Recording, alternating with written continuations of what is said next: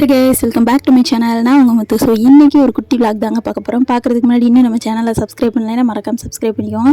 So இந்த video எதுக்குன்னு பார்த்தீங்கன்னா, இன்றைக்கி எங்கள் வீட்டில் ஃபிஷ் ஃப்ரை, ஃபிஷ் குழம்பு இந்த மாதிரி தாங்க.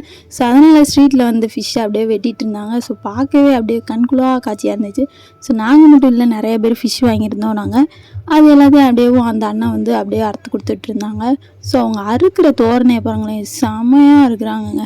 அப்படியே அறுத்து வச்சது அப்படியே எங்கள் மம்மி வடச்சட்டில் வாங்கி வச்சுருந்தாங்க. ஸோ வீட்டுக்கு வந்துட்டு நல்லா கழுவி முடிச்சாச்சுங்க. ஸோ கழுவி முடிச்சுட்டு அப்புறம் நாங்கள் இதை குழம்புக்கு தனியாக எடுத்து வச்சுட்டு ஃபிஷ் ஃப்ரை பண்ணலாம் அப்படின்ட்டு நானும் எங்கள் அம்மா மட்டும்தான் ஃபிஷ்ஷு சாப்பிடுவோம். ஸோ அதனால் எங்களுக்கு மட்டும் ஃப்ரை கொஞ்சம் பண்ணுறது மாதிரி இருந்துச்சு.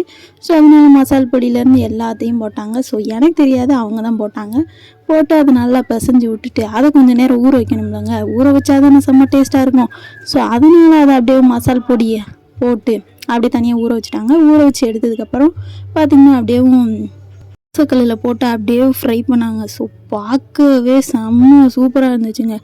இல்லை எத்தனை பேர் இந்த மாதிரி ஃபிஷ் ஃப்ரை பண்ணும்போது பார்த்துருக்கீங்கன்னு மறக்காமல் சொல்லுங்கள். ஸோ குழம்பு எல்லாமே ரெடி ஆயிடுச்சு, நாங்கள் சாப்பிட போகிறோம். இந்த வீடியோ உங்களுக்கு பிடிச்சிருக்கும்னு நினைக்கிறேன். பிடிச்சிருந்தா மறக்காமல் சப்ஸ்கிரைப் பண்ணிக்கோங்க, லைக் ஷேர் கமெண்ட் பண்ணுங்கள். பக்கத்தில் உள்ள பெல் ஐகானை கிளிக் பண்ணி ஆல்னு செட் பண்ணிக்கோங்க. பாய், நெக்ஸ்ட் வீடியோவில் பார்க்குறேன்.